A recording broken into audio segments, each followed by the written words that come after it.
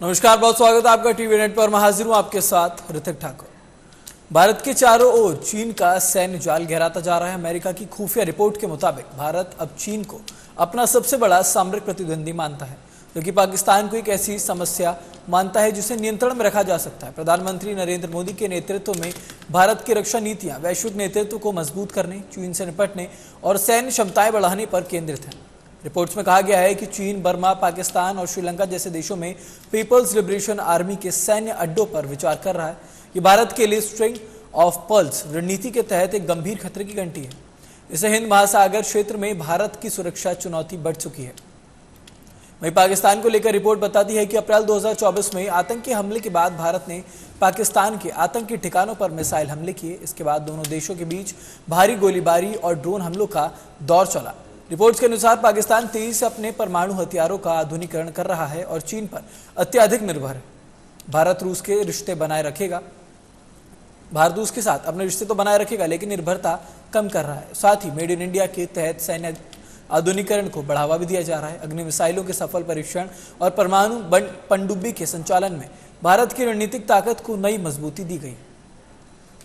तो हम देख रहे थे किस तरीके से भारत और पाकिस्तान के बीच तनावपूर्ण माहौल था, लेकिन ऐसे में जो चीन है, चीन का इसमें बहुत महत्वपूर्ण भूमिका चीन पाकिस्तान के साथ निभा रहा था, क्योंकि जो हथियार पाकिस्तान के पास पहुंच रहे थे, चीन वो सब सप्लाई पाकिस्तान को पहुंचा रहा था, क्योंकि पाकिस्तान के तहत भारत को घात लगाने की कोशिश में चाइना लगातार लगा हुआ है। चाइना सामने से अगर टक्कर नहीं ले रहा है तो चाइना इस कोशिश में है कि पाकिस्तान के जरिए ही वो भारत को किसी तरीके से चोट पहुंचा सके।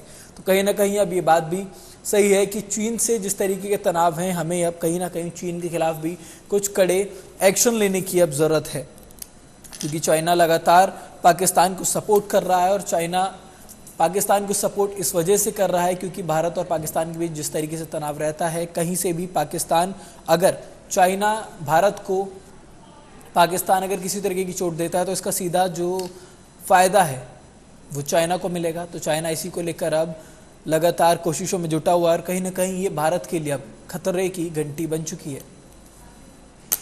तो भारत इसी के चलते मेड इन इंडिया पर जोर दे रहा है, भारत आत्मनिर्भरता पर जोर दे रहा है। आज भारत चौथी सबसे बड़ी अर्थव्यवस्था बन चुका है। ये सबसे गर्व की बात सभी भारतीयों के लिए है। जिस वक्त पाकिस्तान और भारत के बीच तनावपूर्ण माहौल है और पाकिस्तान को IMF में जाकर लोन मांगने की जरूरत पड़ती है, वहीं भारत की घोषणा होती है कि भारत चौथे नंबर की अर्थव्यवस्था बन चुका है। तो ये कहीं ना कहीं बहुत गर्व का विषय है। लेकिन गर्व के विषय के साथ साथ चिंताजनक जो बात है वो ये चीन का मुद्दा हमारे लिए कहीं ना कहीं बहुत सोचने का विषय है, क्योंकि पाकिस्तान सिर्फ हमारे लिए खतरे की घंटी नहीं है। क्योंकि पाकिस्तान की हम बात करते हैं तो सभी के मुंह पर एक बात रहती है कि पाकिस्तान को भारत चुटकियों में ख़त्म कर सकता है, लेकिन चाइना की हम बात जब करते हैं तो चाइना कहीं ना कहीं हमारे लिए खतरा साबित हो सकता है।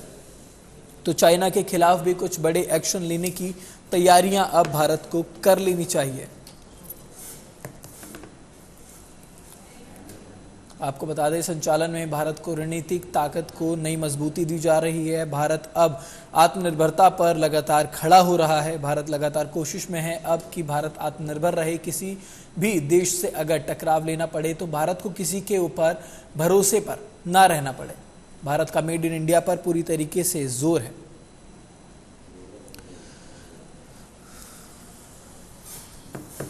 हाँ, इसी मामले में ज़्यादा चर्चा के लिए मेरे साथ पैनल में कुछ मेहमानों की मौजूदगी है। मैं आपको तारुफ करा दूं, मेरे साथ VK श्रीवास्तव रिटायर्ड कर्नल हमारे साथ हैं, doctor VS Jha retired group captain हमारे साथ बने हैं। बहुत स्वागत है आपका दोनों मेहमानों को टीवी नेट पर। ठीक है, सबसे पहले मेरे साथ डॉक्टर VN झा हैं। VN झा जी, आपसे जानना चाहूँगा कि पाकिस्तान तो वो देश है जिसके लिए भारत लगातार बोलता है कि हम अगर चाहेंगे तो पाकिस्तान को एक चुटके में ख़त्म कर सकते हैं, लेकिन अब एक जो चिंताजनक विषय है वो चीन का है और ये लाजमी सी बात है कि अब हमें कहीं ना कहीं चीन के खिलाफ भी कुछ बड़े एक्शन लेने की ज़रूरत है। Doctor VN। देखिए, चीन हमारा एनिमी अभी तक तो नहीं है, एडवर्सरी जरूर रहा है जी। हाँ, 1960s की बात और थी, उस समय में काफ़ी तनाव था, लेकिन पिछले लगभग 3 दशक आप कह लीजिए या 2.5 दशक, इसमें रिलेशंस को नॉर्मलाइजेशन की प्रोसेस हुई है। लेकिन एक मानसिकता जो भारत के पास में थी, जो कि बहुत सारे सरकार अपने सिर पे ढोए आ रही थी कि चीन बहुत बड़ा है, उससे हम कन्फ्रंट नहीं कर पाएंगे, ये मिथ जाना चाहिए था और वो गलवान के बाद ये चला गया है। अब जहां तक भारत की प्रिपेयरनेस की बात है, जहां तक हमको चीन को लेने की सवाल है अपने परव्यू में, तो देखिए जिस दिन से हमने मिलिट्री कॉलेज ज्वाइन की थी 1974, तभी से हमें बताया जा रहा है कि हम टू फ्रंट वॉर के लिए हमेशा तैयार हैं। लेकिन तैयारी कहां तक थी ये आप खुद इंट्रोस्पेक्ट कर सकते हैं, मैं भी इंट्रोस्पेक्ट कर सकता हूं। कहते हम लोग ज्यादा थे लेकिन काम नहीं हुआ था, क्योंकि जब हमने 2020 में देखा था, जब गलवान हुआ था, तो तब भी हमारा पूरा का पूरा जो एलएसी था, ज्यादातर पार्ट ये अनकवर्ड था, ये अनगार्डेड था, ये इनसिक्योर था।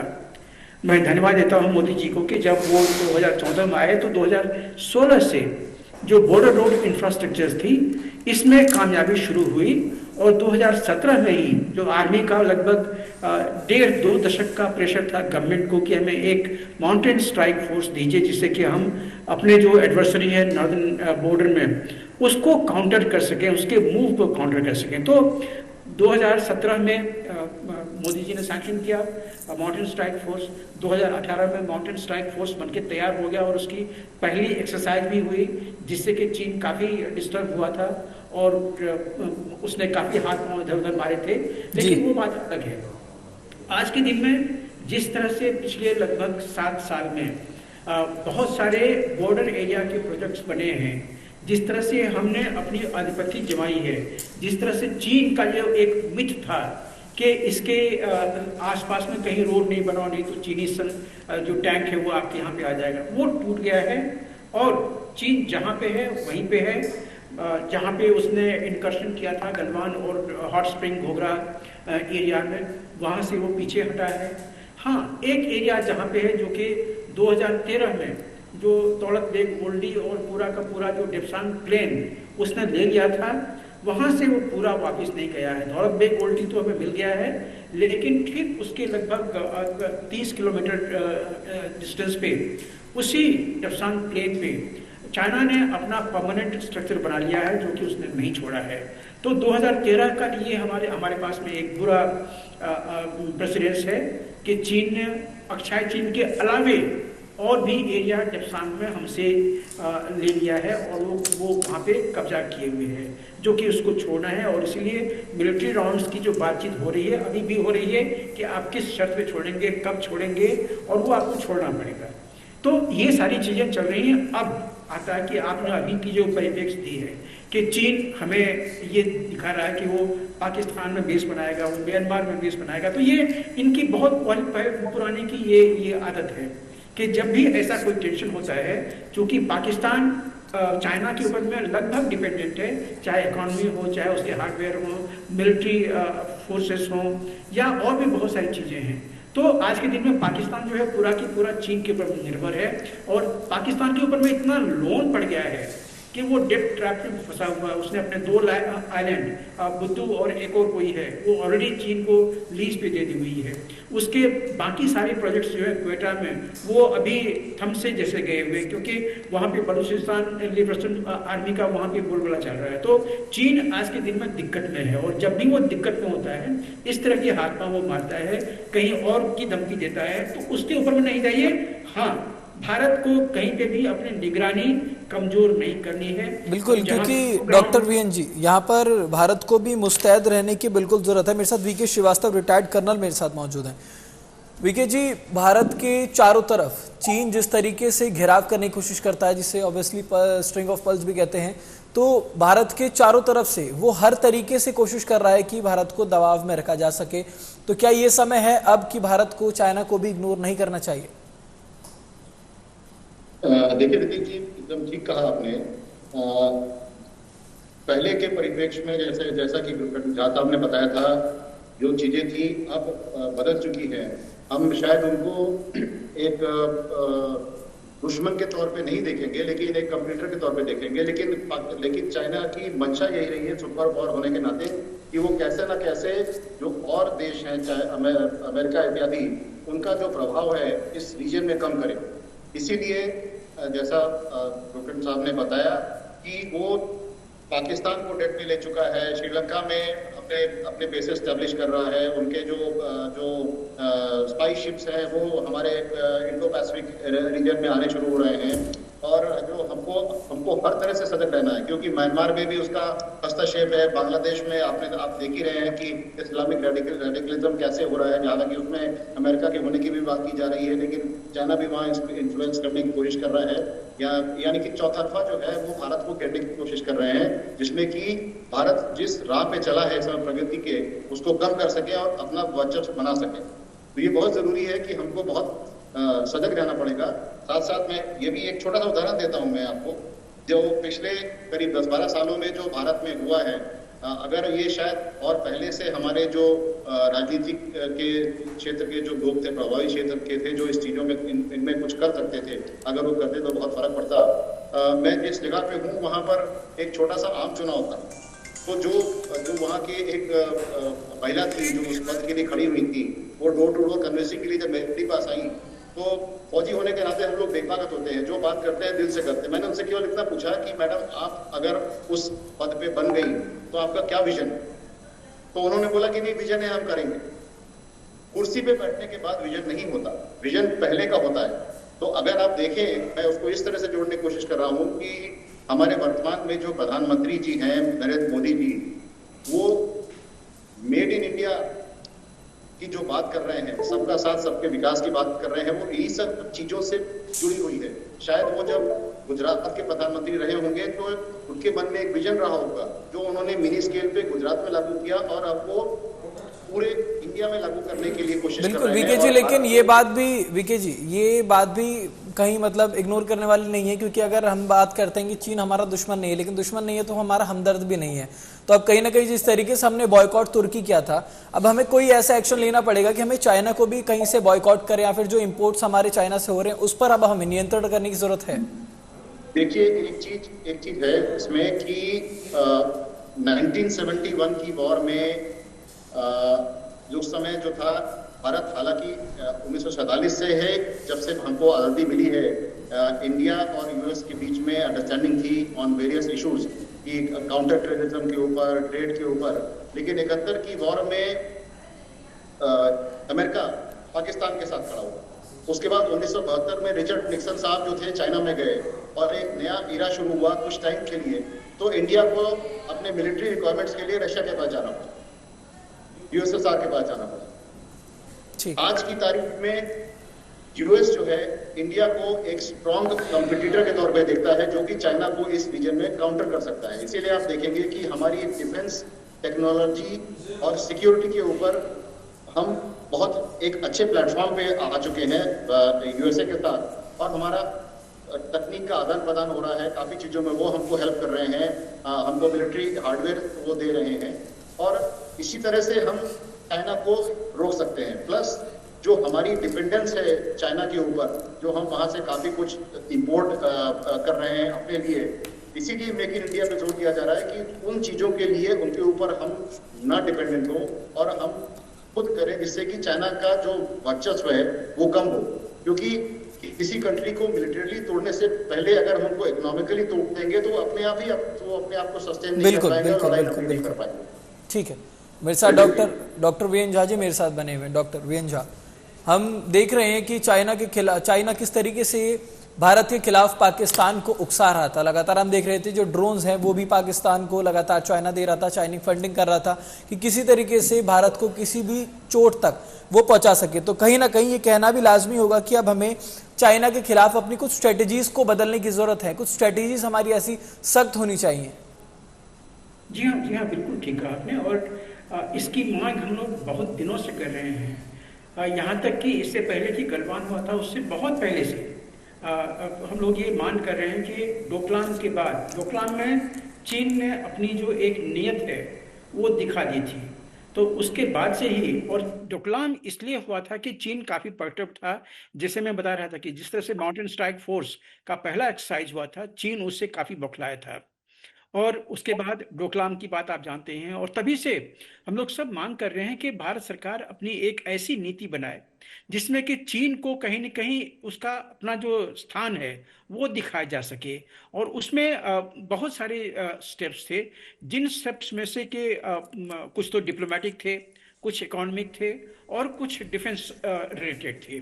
तो जो डिप्लोमेटिक स्टेप्स थे उसमें चीन को बहुत ज़रूरी था कि 2-3 चीज़ों पे उसको सबक सिखाया जाए।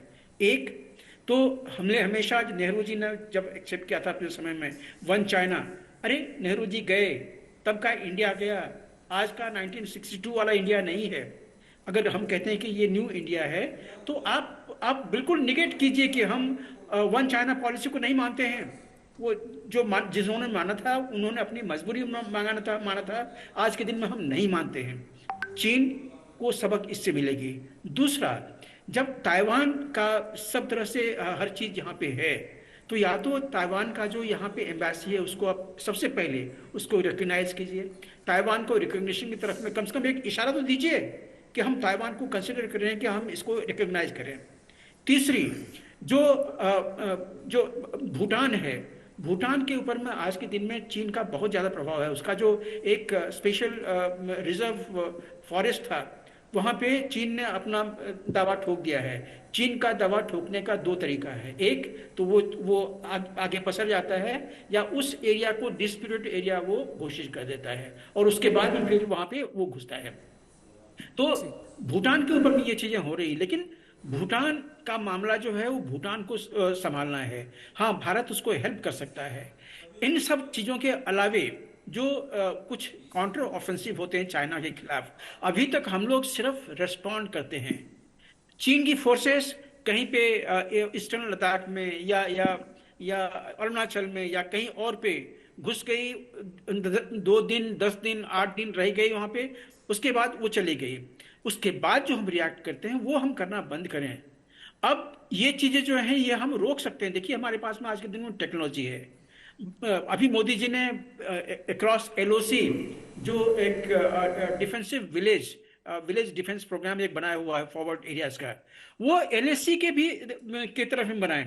वहां पे लोगों को ड्रोन दें, रिकनेसेंस ड्रोन, सर्विलेंस ड्रोन, जो कि हमेशा ऐसे जगह पे जहां पे के दूसरे तरफ में चीन के सेना है या उनके कैंटोनमेंट हैं, वहां पे नजर रखे कि क्या वो लोग अपने तरफ में आ रहे हैं।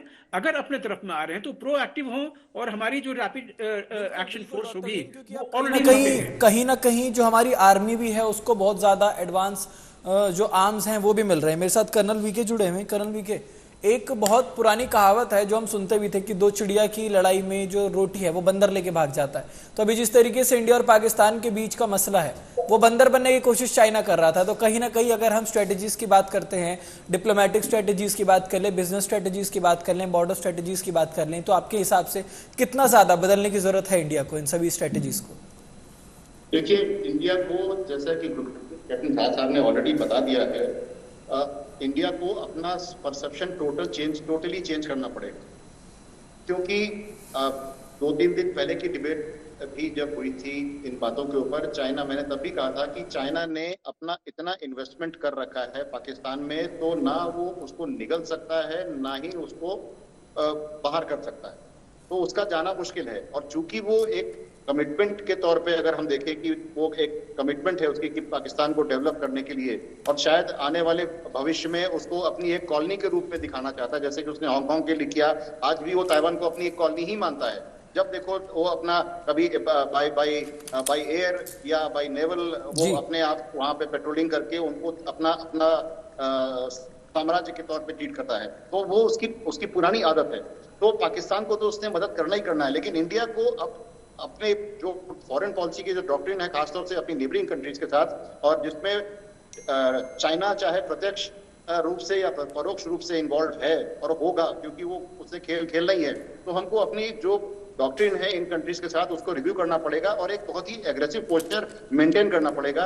हमको रिएक्ट नहीं, हमको एक्ट करना पड़ेगा। वो दिन खत्म हो गया कि हम दूसरा कुछ करता था तो उसके हिसाब से करते थे, क्योंकि हमको बताना है कि हम आपको देख रहे हैं और अगर आप गलत करेंगे तो हम आपको उसी हिसाब से जवाब देंगे। तो हमारा रिएक्शन होना चाहिए ना कि एक्शन होना चाहिए ना कि रिएक्शन। ऋतिक जी। ठीक है, वीएन जी मेरे साथ हैं बने हुए लगातार।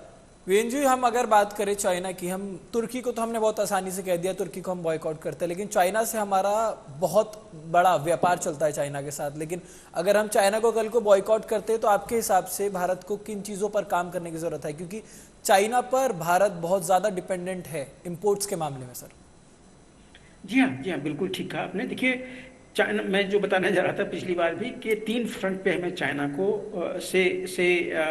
बिल्कुल सख्त रहना है। एक तो हमारा जो अपना मिलिट्री इंफ्रास्ट्रक्चर है, ये हम बिल्ड करते रहे। रोड हमने बिल्ड की है। अब एक हाई अल्टीट्यूड मिलिट्री कैंटोनमेंट की जरूरत है कि कुछ ऐसे स्थान पे जो कि हाई अल्टीट्यूड एरिया में है, जहाँ पे कि हमारा परमानेंट मिलिट्री कैंटोनमेंट रहेगा, जिसमें एक रैपिड एक्शन फोर्स का भी टीम होगा कि वो आजू बाजू जहाँ भी इमीडिएट रिक्वायरमेंट पड़े वहाँ पे वो डिप्लॉय की जा सकती है। इसके अलावे जो हमारे एक बॉर्डर रेडार सिस्टम्स होते हैं, एयर डिफेंस यूनिट्स होते हैं, आज के दिन में हमारा, आप जानते हैं, हमारा एयर डिफेंस यूनिट काफ़ी सशक्त है। तो एटलीस्ट ऐसे जगह पे जो कि वल्नरेबल हैं, सिक्किम में, भूटान के आसपास में, डोकलाम के आसपास में, या फिर अरुणाचल में तवांग या उसके दोनों तरफ में, या फिर यहाँ पे हमारा जो LAC है ईस्टर्न लद्दाख, इन सारे एरिया में एयर डिफेंस की ज़रूरत है कि चीन दुस्साहस ना करे। और इन सबों के अलावा डिप्लोमेटिक की जो मैं बात कर रहा था, डिप्लोमेटिक स्टेप बहुत ज़रूरी है। और लास्टली जो आपने प्रॉम्प्ट किया, इकोनॉमिक, देखिए आज के भी दिन में लगभग हम चीन को इकोनॉमी में जो हमारा इंपोर्ट है वो काफ़ी ज़्यादा है, लगभग $80 बिलियन के आसपास में हम उनको, हमारा नेगेटिव बैलेंस है, इसको हम कम करें। अब हमने अभी एक्शन शुरू किया हुआ है अजरबैजान के खिलाफ, टर्की के खिलाफ। यही चीज़ हम चाइना के खिलाफ क्यों नहीं कर सकते हैं? आज से लगभग 1.5 महीना पहले एक आर्टिकल मैंने लिखा था कि अगर डोनाल्ड ट्रंप लोगों को एंगेज कर सकता है इकोनॉमिक मामले में, WTO या GATT दोनों को एक दरकिनार करके, उसका कोई डर नहीं है। लेकिन भारत को यह डर था जब गलवान शुरू हुआ था, तब चाइना से इंपोर्ट कम करने के लिए हमारे जितने प्राइवेट जो बिजनेस हाउसेस थे उन्होंने कम कर दिया। लेकिन भारत सरकार ने कहा कि हम तो WTO के मेंबर हैं, हम सिग्नेटरी हैं उसमें, हम कैसे कर सकते हैं? अरे अगर अमेरिका ये सारी चीजें कर सकता है तो आप क्यों नहीं कर सकते हैं? टैक्स को रिव्यू कीजिए, आप टैक्स बढ़ाइए, टैक्स बढ़ेगा, चाइनीज गुड्स महंगा होगा, यहाँ पे नहीं बिकेगा। तो ये जो कदम है ये भारत सरकार को ही लेना पड़ेगा। और दूसरी कि जितने सारे जो बिजनेस हाउसेस चाइना से आ रहे हैं, बहुत सारे आ रहे हैं, उनको थोड़ा सा और मतलब जो इंसेंटिव देने की जरूरत है। वहां से बिजनेस हाउसेस हमारे यहाँ पे आएंगे, क्योंकि ये डेमोक्रेसी है, यहाँ पे लेबर अभी भी काफी चीप है कंपैरेटिवली चाइना। और यहाँ पे लोगों को एक जो पॉलिटिकल स्टेबिलिटी है वो यहाँ पे बनी हुई है। चाइना के ऊपर में आप भरोसा नहीं कर सकते हैं। तो इन सारी चीजों को लेके इन तीनों फ्रंट पे, मिलिट्री, डिप्लोमेटिक और इकोनॉमिक, इन तीनों पे लेके चाइना के साथ में हमें फर्म खड़ा रहना है। हमें कभी भी 2 फ्रंट वॉर के लिए रहना है रेडी। उसके लिए तब वो लास्ट मोमेंट में जो प्रिपरेशंस होती हैं वो नहीं करना है। चाइना फ्रंट वॉर के लिए बिल्कुल वीएन जोहा जी ने हमें बताया कि 2 फ्रंट वॉर के लिए हमें पूरी तरीके से तैयार रहना है। कर्नल वीके श्रीवास्तव मेरे साथ बने हैं। मैं इसी सवाल को लेकर के आपसे एक इंटरेक्शन लेना चाह रहा हूँ कि 2 फ्रंट वॉर के लिए तो हमें तैयार रहना है बिल्कुल, लेकिन सर अगर हम बात करें बॉर्डर्स के अंदर की, इंडिया के अंदर भी हमारे कई ऐसे सीमावर्ती स्टेट्स हैं जहां से चाइना का बॉर्डर लगता है। तो सर इंटरनली हमें कितना तैयार रहने की जरूरत है, कितना सजग रहने की जरूरत है कि अगर कल को इस तरीके की कोई घुसपैठ करने की चाइना कोशिश करता है तो? क्योंकि ताइवान का भी जब हमने मुद्दा देखा था तो उसे तरीके से जवाब उस टाइम ही नहीं दिया गया है।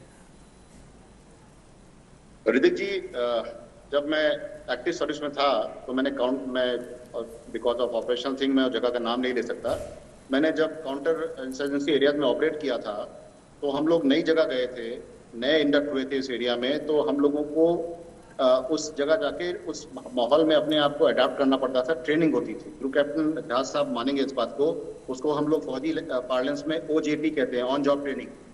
तो हम लोग को ट्रेन किया गया था और हम लोग को ये, जब हम लोग ऑपरेट कर रहे थे तो हम लोग को ये बात समझ में आ गई थी कि आप उस दुश्मन को तो जानते हो जिसके हाथ में बंदूक है, आपको पता है कि जिसके हाथ में बंदूक और आपकी तरफ तनी हुई है वो आपको मारेगा, लेकिन जो दुश्मन देश के अंदर है उसके बारे में पता नहीं चलता।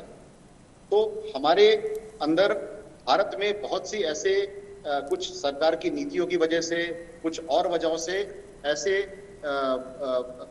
संगठन बन गए और हमारे जो चेक्स एंड बैलेंसेस उतने अच्छी तरह से नहीं थे कि हम उनको रोक पाए, जो अब हमको नुकसान कर रहे हैं। उसमें सबसे बड़ा जो एक जो पहलू उभर के आया है नक्सलवाद का, और इनके लिंक्स जो हैं वो कहीं ना कहीं कड़ी जो है वो खुली है चाइना में जाके। म्यांमार के थ्रू जो एक्शन हुआ है उसमें भी चाइनीज हैंड इन्वॉल्व है। तो सबसे बड़ी चीज ये है कि भारत, जैसा कि कैप्टन झा साहब ने बोला, एक डेमोक्रेटिक कंट्री है, डेमोक्रेटिक सिस्टम है, थिंग्स आर इन प्लेस, चीजें सुचारू रूप से चल रही हैं। और बगल के देश में जहां पूरा टर्मोइल है, वो कभी नहीं चाहेगा कि इस देश की उन्नति हो, वो भी चाहेगा कि इस देश में कुछ बिगड़े जिसमें कम से कम हम अपनी तरफ से लोगों का ध्यान हटा सके। जैसा कि पाकिस्तान में अभी उन लोगों ने किया कि जो वो बलूचिस्तान में बलूच ने और जो वहां उनकी सेना ने नुकसान खाया, शायद उसको अपने तरफ से ध्यान हटाने के लिए उनके तो कहीं ना कहीं भारत को भी अपनी तरफ मजबूती, आत्मनिर्भरता को बढ़ाने की जरूरत है, क्योंकि पाकिस्तान को तो हम कहते हैं कि दुश्मन देश है, उसे हम निपटा लेंगे, लेकिन चाइना भी कहीं ना कहीं बैकफुट पर बहुत ज्यादा लड़ाई करने की कोशिश लगातार करता रहता है। हमारे साथ इस चर्चा में जुड़ने के लिए आप दोनों मेहमानों का बहुत धन्यवाद। फिलहाल मेरे साथ आज इस चर्चा में था। आप बने रहिए देश दुनिया की तमाम खबरों के लिए सिर्फ टीवी नेट पर।